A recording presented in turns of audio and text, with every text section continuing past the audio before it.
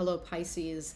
Welcome to a timeless love variant reading of yours where we discuss however love may be absent or present in your life, or you may just be here because you caught a vibe and seeing whether or not anything within this storytelling time is yours. Please bear in mind some other details while we get ready for your reading. That I am Master Seventh, aka Seventh, that reads these energies for you. Should you want to know who she is, what she's all about, her details can be found in the description box below. For a little bit of clarity, I am a master healer that provides remote wellness and or tarot intuitive insights. And this reading may provide you universal justice should you be here in Pisces, being your sun rising and or Jupiter position with me as the reader. However, if it should be anywhere else that you're aware of in your chart, you may be in search of emotional redemption. I ask that you consider checking out my sister channel. The link can be found in the description box below. You'll find other various links on how to navigate this channel and the other channel. All the content is timeless for your viewing pleasures. And more or less just remember that this is not a one-to-one reading. However, this is a general collective storytelling time. Use your discernment to take all of that which belongs to you and leave the rest behind.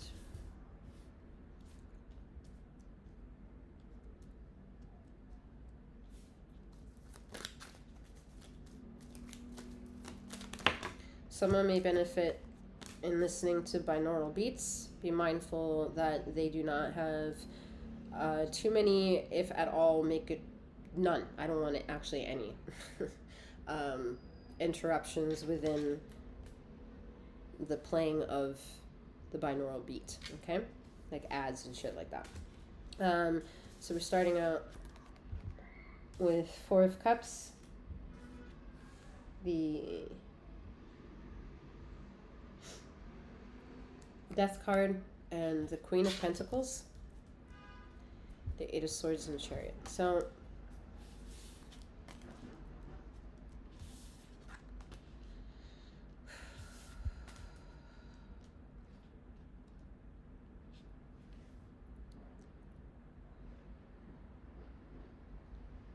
there's a big cry out for mother energy within this bubble. A lot of nervous tension, a lot of need to feel validated, get complimented, get nurtured, get hugged, get touched, get embraced, and feel intimacy. Whether that be in emotional, physical, spiritual, there's a longing of intimacy. There's a need for intimate completion. There is a need to revitalize old and to settle new. There's a need to address sadness, but to not more so learn about it because you know about it already, but yet to shift it. And I think the shifting has a lot to do with perspective, because the perspective is what allows one to feel whether or not they feel stuck or in the right place at any given time. And when they don't, it feels like an awkward feeling, and we feel that we may be missing something, or we're not understanding something, or we're not understanding the decisions that we may need to make, or we're regretting certain decisions that we have made. There is a lot of self-perpetuating harmful thoughts rather than confident thoughts. And it's not always that the confident thoughts are also beneficial, you know? It's like you can have a beautiful attitude towards other people because you're neighborly and you're friendly and you're just a wonderful soul, but it doesn't mean that internally you don't have a war of your own that you're contemplative about. It doesn't mean that internally alone you're not suffering with having to compartmentalize or understanding why things are compartmentalized in life and why they're not wholesome, why you don't feel wholesome, why there are certain interactions that make you think logically it's wholesome, but emotionally it's not wholesome, or why there's certain emotional relationships that feel emotionally wholesome, but they're not logically wholesome. So there's this need to, I think, gain a sense of accountability and responsibility of self that's also contingent on being aware of the very many experiences you've gone through and why you've chosen the majority of those choices to experience so that way you can have the perspective that you're learning to create for yourself. It's more so a power move and a chance for self to learn of your own gifts and your own uniqueness, your own originality, and bring that forth to others who do not have what is unique about yourself. It is important to not listen out to others shaping you and convincing you that they know better of yourself to help shape you, because they don't. They're not your originality. You are your originality. The Fool. You're your own originality. You're your own processing engine of femininity and masculinity that houses femininity of masculinity and masculinity that houses femininity and masculinity. You are your own quantum magic of a system that is human, that expresses, that feels, that needs, that yearns, that figures out its needs versus wants, lingers maybe sometimes in wants too much and then doesn't understand needs, or lingers in needs too much and then doesn't understand wants, and doesn't maybe know how to even understand the narrative of what's the difference between wants and needs. You know, why or should they even be important?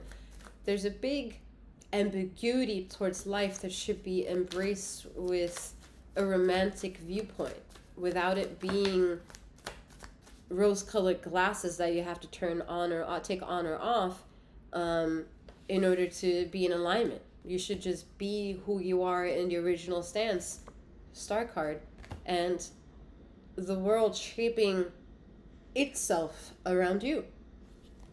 Because, yeah, just because.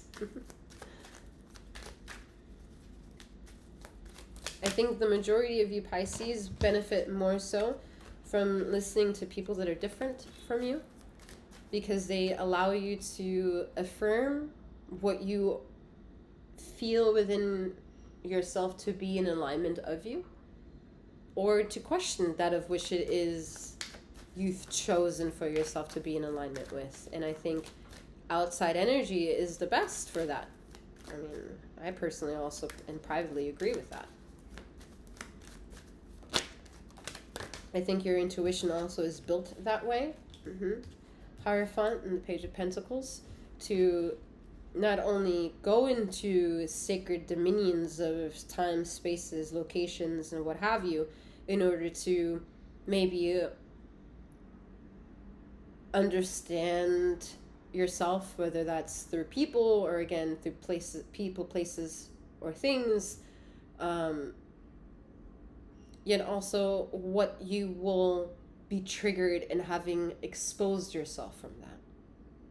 Like, there are levels to your ego, and it's very appreciative to see, because I see that you're not just attached to one singular aspect, where I see that mostly happening right now with Cancer, and you don't have that. What you may be lacking is knowing that you have an ego that is 100% in need to exist and needs ownership by you, and needs to more or less also then be compartmentalized if you don't understand what compartmentalizing the ego is.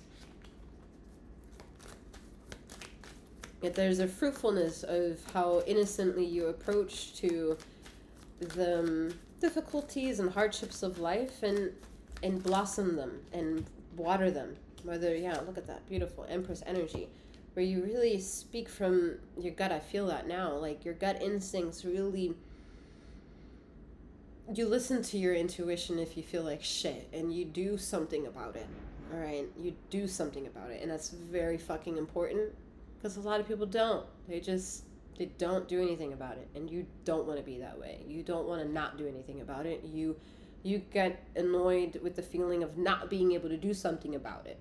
And then some of you don't realize in certain bubbles, not many of you are in this bubble, but some of you are in this bubble, that you don't realize that having that thought is already getting yourself out that bubble. It's requiring other tiny steps, half steps, 3/4 of a step, to get that leap and bound out of a new opportunity. I think that experience is going to come. I think it's going to come in a form of a matured relationship that's going to teach you how to reunite with an older version of you that at the time of being that person, you weren't in a healthy, stable relationship with the person that was maybe the closest to you and seeing the rawness of you. But there's a person around, very close spiritually, I mean, like extremely close spiritually, that you 70% of you have crossed paths and are in a weekly conversation or at least interaction with this person. 30% of you are in that little tiny bubble, hearing a narrative and not hearing the actual clues or coding within that narrative that could help you, just whatever that could mean. Okay? Yeah. 6 of Wands with the Magician. Bottom of the deck we have the 5 of Pentacles. So again, there's a small area of truth within this bubble, this whole entire bubble, which is feeling amiss, feeling out of sorts, feeling pulled to all those examples that I've explained already throughout this reading. Let's not forget that the 5 of Pentacles is also earth energy. Being so confused is also a reason for it of groundedness. It is still smart in choosing to be chaotic. There is still some sort of intelligence desiring to go into that aspect. The feeling that it gives, opportunistic of emotion or not, is based on the people that make those decisions and how beneficial that is to you for them making that decision. Where some of you learned of that and then chose to move away from people, while some of you may still be in that journey of learning how to move or learning how to listen out to those patterns in life and move you through that storm, while it's the storm of the 5 of Pentacles. But understand that it's the 5 of Pentacles. Pentacles is still earth energy. Earth energy is smart as fuck. She knows exactly what the fuck she's doing. She's doing it, however, in this moment with people's choices that are not in contingent and alignment with ether energy. To prove that to you is to prove to you how it's making you feel like shit, unaligned, guilty, in need of something, trying to understand what wants are, learning about your ego. Ether can't teach you all those things. Ether, for that, is not smart. She is not smart with the emotional intelligence that she does not know you have or how much you have of it. For that, that's your own free will. The growing pains of being human and learning the victorious measurements of aspects you can't control and learning other aspects so that way you can gain control and learning that journey. I'm being told to leave the messages where they are. I'm wishing you a wonderful morning, noon, or night, wherever you are in the ether of this time and space, and may you keep flowing, growing, and glowing. Take care.